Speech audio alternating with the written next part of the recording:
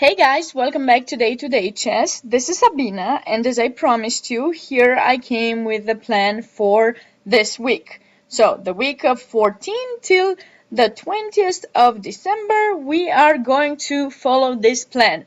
No more excuses. So, before I start telling you about the plan, which you already have written here, I would like to say thank you to Hames Folds. I apologize if I'm not pronouncing your name correctly, but the reason I want to say thank you is because he kind of gave me some idea of how to make little changes in my YouTube channel that could maybe make some of you more interested in my channel and kind of say, hey, oh, I like the way the setup is, hopefully.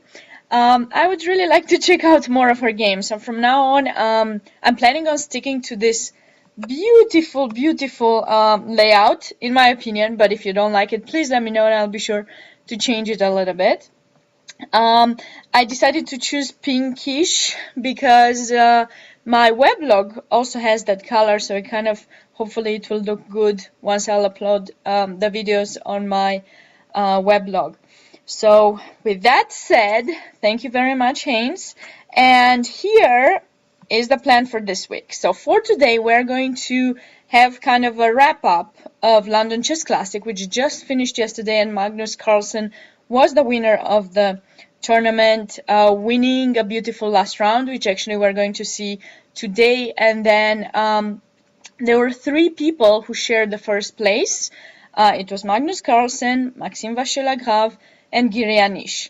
So what happened is, because Magnus Carlsen was first according to the tiebreakers, the last two, so Maxime Vachier-Lagrave and Giri Anish, played, a match where Maxime Vachier-Lagrave won, and then Magnus Carlsen was going to play with the winner. So Magnus played against Maxime Vachier-Lagrave.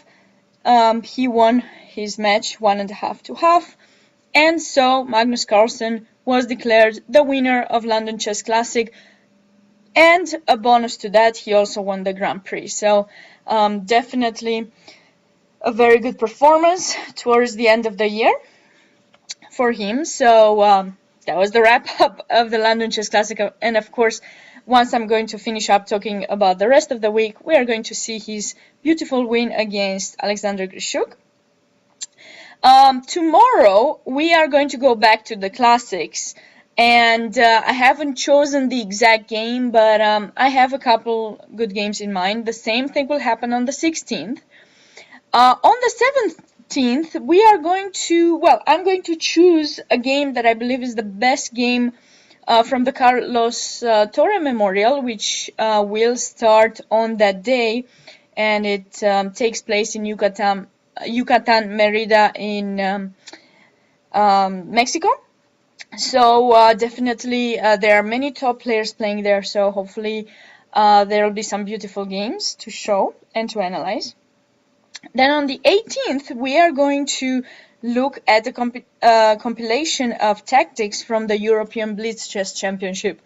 If you guys remember, when I was checking out the games from the World Cup during the Blitz and Rapid days, we always found big blunders by the top players. So it's always nice, let's say, to see that we are not the only ones making mistakes, but top players do as well. So it is in Rapid and in Blitz that we normally encounter more mistakes, because there isn't enough time for everybody to calculate everything.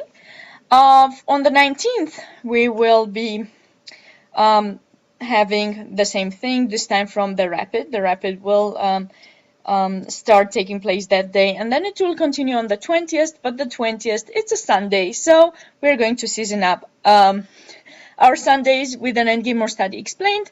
So this is it for the week. This is the plan, and I'm going to stick to it, so I will be sure to have this set for every single video this week, so that you see that I'm following up the plan.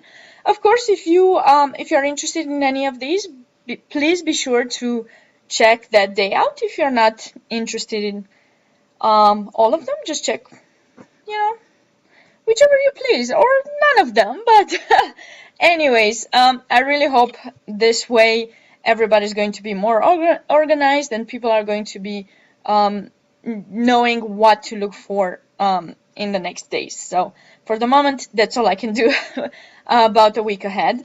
And aside from that, be sure to check my weblog at daytodaycookingofagrandmaster.com. I will start having clear plans for that weblog as well. So that's it for now. Let's check out the game between Magnus Carlsen and Alexander Grischuk, played in the 9th round of the London Chess Classic.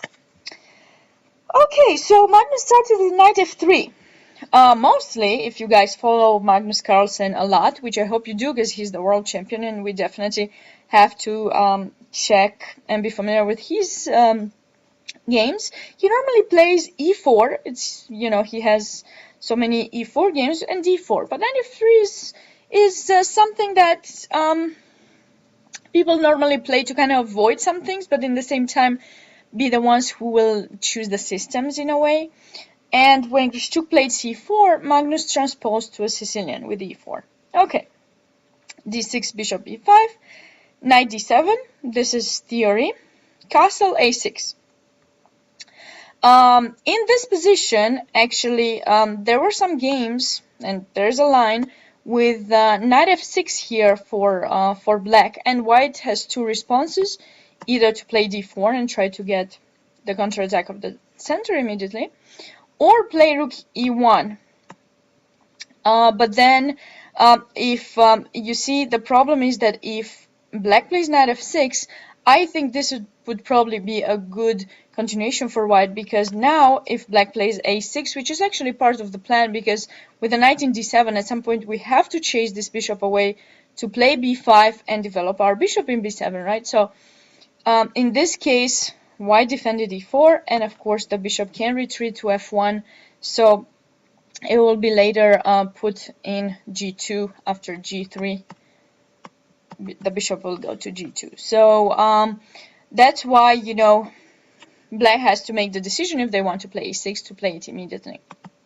So this is what Grischuk played, and bishop d3 was Magnus's choice, and he actually played this recently. I don't know if you guys remember, against Topalov in the Sinquefield Cup this year, and that game did not go that well. I'm going to talk about it in a little bit, but actually the main line here is bishop takes d7, after bishop takes d4, and white captures back with the queen, knight f6 is played in general, bishop g5, and okay. Wróblewski, I've noticed, is a big, he plays this line a lot, so if you're thinking of playing this with white, be sure to check some of his games. But okay, Magnus played bishop d3, and sometimes you might think that this is not a natural move because you are putting the bishop right in front of the pawn in d2, and what's going to happen? I mean, is white not going to push this pawn? Where is he going to develop this bishop?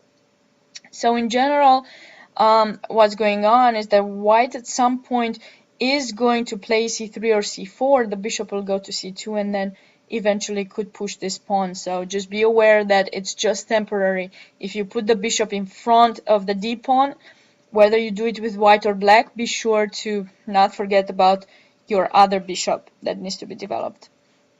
Knight f6, very typical move, and has been played a lot lately. Rook e1, of course, you know, defending a little bit the pawn in e4, not to allow maybe at some point some c4s and losing the pawn. b5, c4. Okay, so like I said, white is going to push this pawn away or another. And here, Grischuk played g5.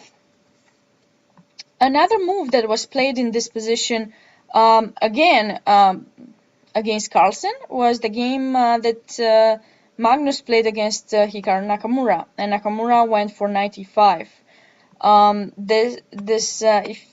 And here bishop f1 was played, knight takes e4, and the idea is, of course, we don't take here, but we play a4. We have to undermine the protector of the knight in c4. Bishop d7 was played, and then Magnus played d4. So basically, white is sacrificing temporarily a pawn to kind of try to open up the position and develop his pieces faster. So if you want to check that game out, it was played in Zurich in 2014. So, but Grischuk, like I said, went for g5, same as in the game Carlsen Topalov in Singvilkau. Knight takes g5, knight e5. Okay, of course we don't need to give the bishop, right? Bishop e2. B takes e4. And in that game that Magnus lost terribly, nobody understood what happened at that game, Magnus had played knight a3. After rook g8, he actually, I remember I was watching live and I didn't understand what was going on. He actually took in c4. So after knight takes c4, he basically just is giving up a piece because he just lost a piece here. This knight is hanging. And if white just captures, you know, black takes a piece. So white had to play d4, and he really had to play like only moves to be able to keep the position about equal, but it's definitely in black's advantage. I mean, you know, material advantage is material advantage. So in this game, he went for knight c3. Seems a more natural approach because these pawns are doubled. This pawn in c4 is weak. Anytime black will be thinking to play d5, that pawn will be traded, and then there'll be, again, the double pawns, and eventually one of them will be lost. So white doesn't need to worry to capture that pawn back. In fact, should be looking at a way to finish up the development, because right now he took a pawn in g5, right? So the material is equal. So there's no point to think I really need to get that pawn, you know. So rook b8 was Grischuk's choice. I think the same idea that Topalov made, rook g8, would have been better in this position, but I might just be wrong because, for example, if white retreats, let's say knight f3, then maybe we can go some knight g4 and try to create some threats in the king, and you know, make sure that we're trading this knight, and then the other knight will go to e5 to try to bring it to d3 eventually. This is just my idea, but maybe I'm wrong. Rook b8 seems to be okay as well. Rook f1. I didn't really like this move. You know how I'm always focusing on the importance of development? Well, that's why I don't like rook f1 that much. I'd rather play here in this position f4 because I was telling you that I don't really want to get that pawn back, yet that knight in e5 is really annoying, and I really want to push this pawn to get my bishop out. And with this knight here, it's not as comfortable because we don't want to, for example, if we were to play in this position d3, black would take, and now wouldn't take the bishop, so black just got rid of their pawn. But what we want to do by playing f4 is whenever black is going to play knight d3, to actually take it that way, maybe the pawn, and keep our pawn in d2, and actually just queen a4, queen c4, and try to get that pawn. And white would have a pawn up. So this is my improvement, but you know, I'm sure it's Magnus Carlsen. I'm sure he had analysis, and his rook f1 was maybe part of a plan. h6, knight f3, and here knight d3. I didn't think black was forced to play knight d3. Another possibility would have been to capture in f3, because now when white takes back, at least the bishop has been taken away from the attack of the pawn in c4. So now maybe we can, queen a4 is a threat in this position, so maybe knight d7 with the idea, knight b6, I don't like it that much, but maybe knight e5. Maybe black can hang on to the pawn a little bit longer. But Alexander Grischuk went knight d3, knight e1, not hurrying to take in d3. Knight takes b2. Maybe a little bit over-optimistic, but it seems to be okay. Bishop takes, rook takes, bishop takes e4. Okay, some trades have happened in this position.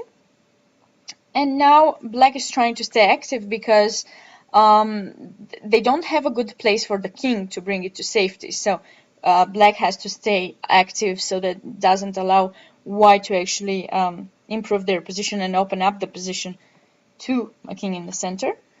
Queen e2, bishop g7. Now black is going to try to castle and bring the king to h8. Supposedly it's safer than in e8. Okay, now it's time to improve the position of our pieces. So knight c2 was Magnus's choice. Rook b6, rook b1. That is an active piece of black's. Let's try to trade it. Castle, takes, knight e3. The knight is coming towards f5 and d5.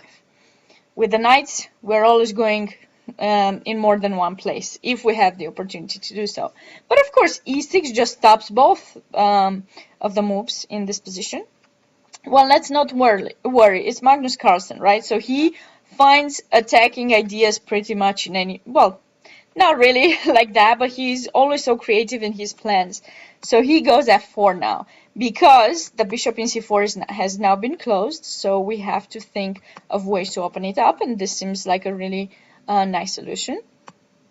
King h8, f5, a5, trying to trade this bishop eventually somehow with bishop a6, a4. Now there's a weakness that has been created in b5, in fact a good outpost for white, so white is going to make sure a piece will get there eventually. On the other hand, black has the square b4, but even if they get a piece there, it's going to be tough to actually do something. But with the knight in b5, for example, this pawn is going to be attacked. Queen d8. Okay, let's start some attacking. There's no point for knight b5 right now. There wouldn't be any threats. Queen e7, and here bishop a6, trying to trade that bishop. I didn't really understand bishop a6 very much, but the more I see the position, I realized that that bishop had to be traded because we would weaken the defenses on the e6 pawn. And then if the defenses are weakened and black will have to do something about this pawn, whether take or push, this d5 square would remain weak and white would be able to utilize it. Bishop a6, and here I think Grischuk made a mistake by capturing in a6. This, in my opinion, was a big mistake. Bishop d7 seems more natural, you know, hanging on to the bishop.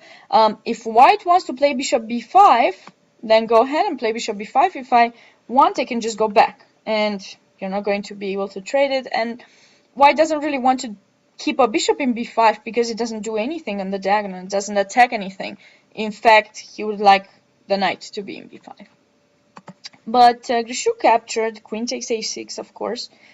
And here knight h5, because the queen went from the control of the square. Now the knight comes towards g3.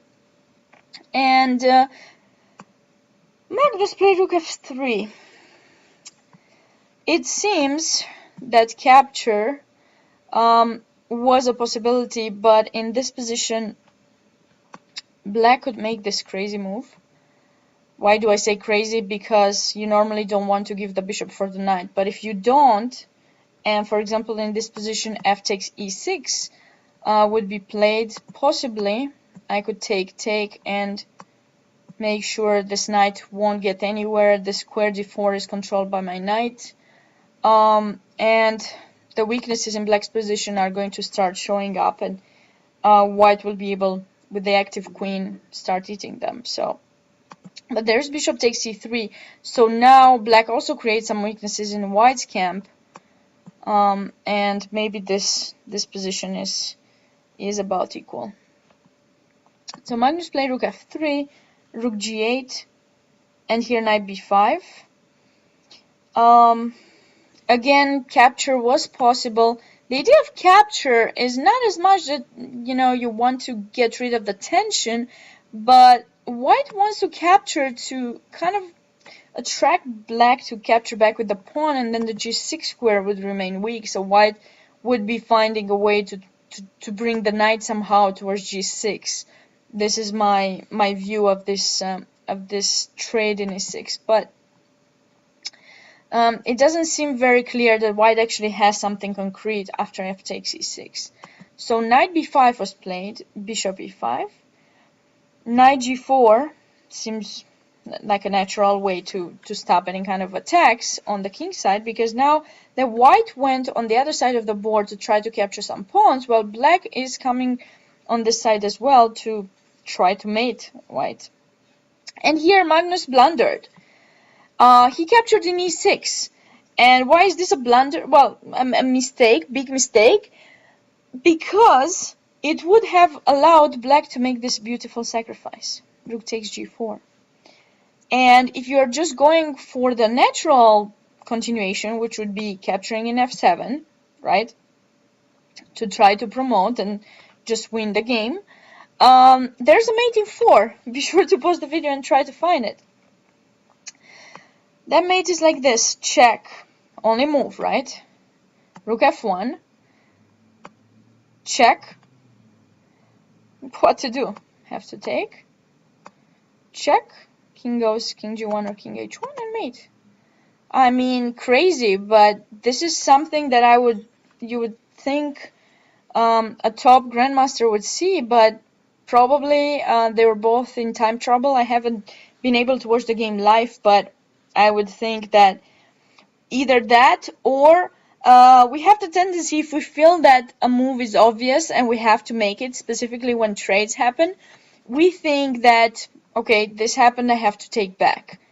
And this is just automatical, and we're just making the move instantaneously without thinking, because in the back of our mind, that is the only move that would be possible in the position.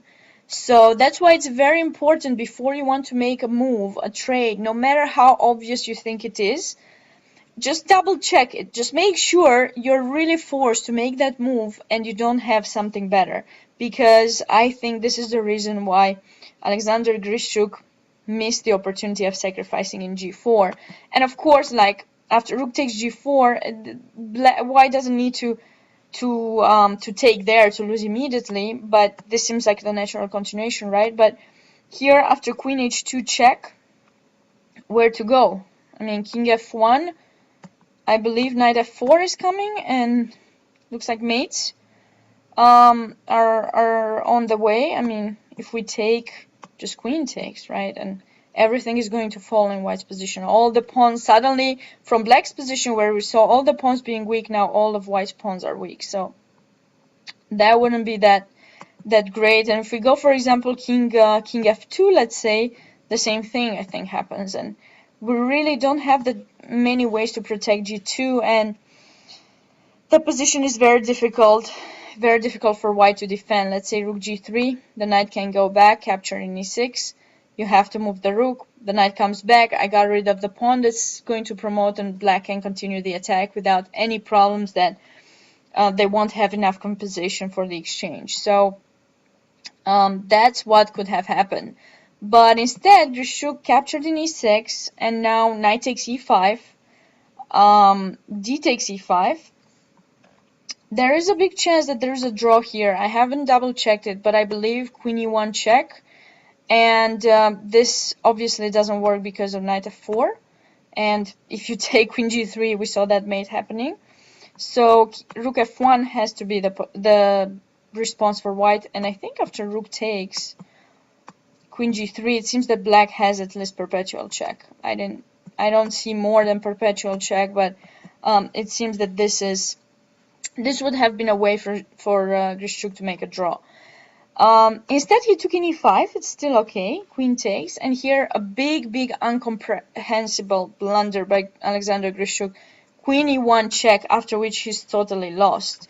I mean, this is hanging, and this is hanging, so we have to do something about it. Queen g5 seems the natural approach. We're defending both pawns that are being attacked, attacking g2, d2 as well, and, you know, just hanging on to the position. I mean, we have a pawn down with black, but there's nothing to really worry about because of the way the pawns are put right now. White doesn't really seem to have material advantage because none of the pawns are really advanced enough to actually have, you know, create a passed pawn and have threats. So here, white would just have to stay in the defensive with rook f2, and after knight f4, I feel that Black has sufficient counterplay to make a draw here. But after Queen E1, big blunder, it just gave Magnus Carlsen the possibility to win the title of this event plus the Grand Prix. So a big turn of events in this position. And so Magnus played King H2. Rook F1 might have been even better in this position. But okay, King H2, Rook takes G2 check, Queen D2, and after King G1, a couple more checks. Black is out of checks here after King G2. I mean, he could have tried to take in E4, but now he's definitely out of checks unless he wants to sacrifice the queen somewhere. And the position, you know, with the rook down is totally lost for Alexander Grischuk. That's all for today, guys. I really hope you enjoyed this video. Stay tuned for more, like I told you, tomorrow. Thanks and bye.